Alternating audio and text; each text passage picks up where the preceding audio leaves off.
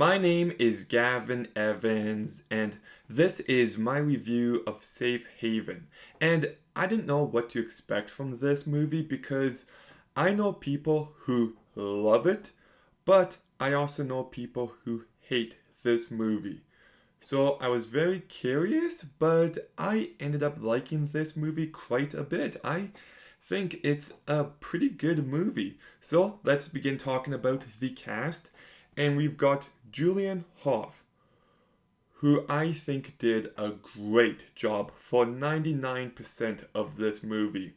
There is the odd moment here and there where she can't pull off those heavier moments, but for the most part, she's very charming, very likable, and she just brings this nice pleasantness to it. So, really great job by her.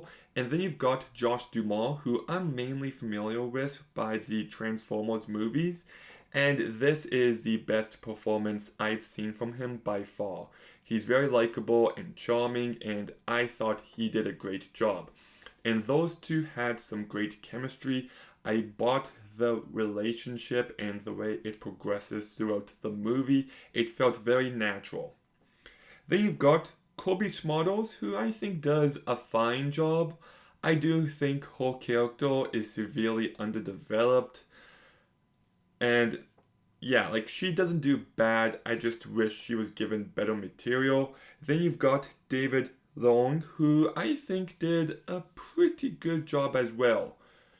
You know, you can just feel the desperation and the pathetic nature of this character and just how evil he can be.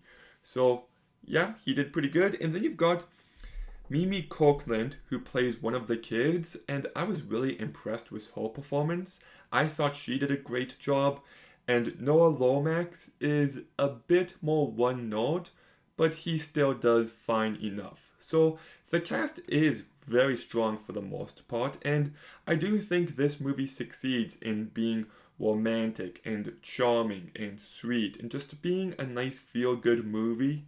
There are some emotional moments every now and again, but what surprised me is just how tense this movie could be at moments.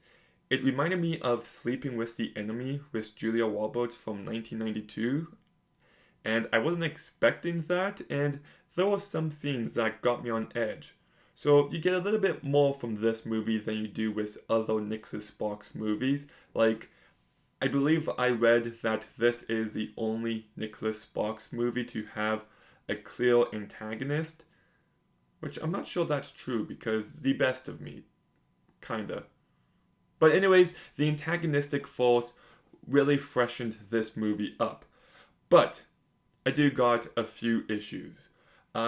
One of them is that there's a reveal at the very end of this movie, and maybe when I rewatch it, it doesn't bother me as much, but it felt a little shoehorned in. I don't know if I really buy it. And then the biggest issue with this movie is that it's almost 2 hours long, and I don't think it needed to be. It could have been trimmed down to like 95 minutes. I don't think it needed it this one time. But I still enjoyed this movie. I thought it was pretty good. I enjoyed so many different aspects of it. It's sweet and likable and romantic and emotional and tense. It might not be perfect, but I still definitely recommend you check it out. So I'll give Safe Haven a 7 out of 10.